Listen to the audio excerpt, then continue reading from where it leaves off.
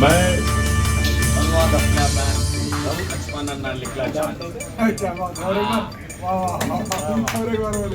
दरबार लिखला मैन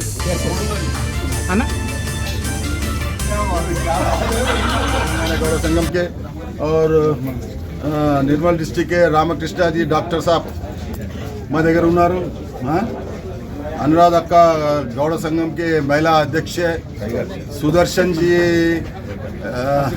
आसिफाबाद के प्रेसिडेंट है और रामकृष्ण जी आदिलाबाद के बहुत बड़ा है हमारा लीडर है और अंदर सब आगे स्टेट्स के और लक्ष्मीपति हमारा पुराना 50 साल से गौड़ा संगम में काम कर रहे से कांग्रेस पार्टी के वर्किंग प्रेसिडेंट भी है.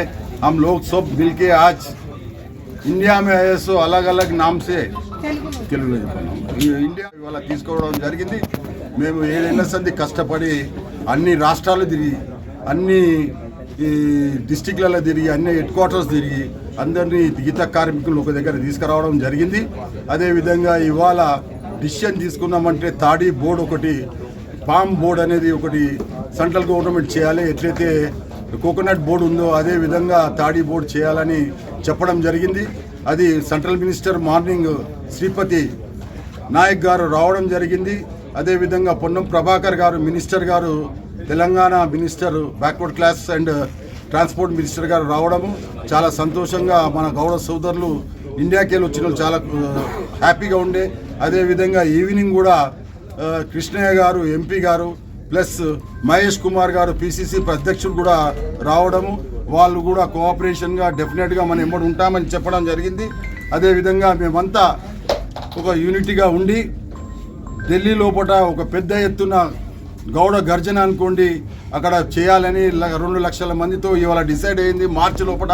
అదేవిధంగా పామ్ బోర్డు కావాలని చెప్పడం జరిగింది. సెంట్రల్ మినిస్టర్ గారు ప్రైమ్ మినిస్టర్ దగ్గర తీసుకెళ్ళి మాట్లాడడం జరుగుతుంది.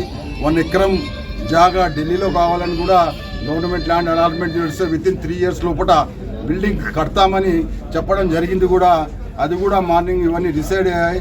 మాకు చాలా సంతోషం విషయం ఏంటంటే ఇవాళ ఒక తాటి మీద గౌడ సోదరులు ఇండియాకి వెళ్ళి వచ్చిన వాళ్ళు ఇప్పుడు 22 డిస్టిక్కి వెళ్ళి రావడం స్టేట్లకి వెళ్ళి రావడం జరిగింది.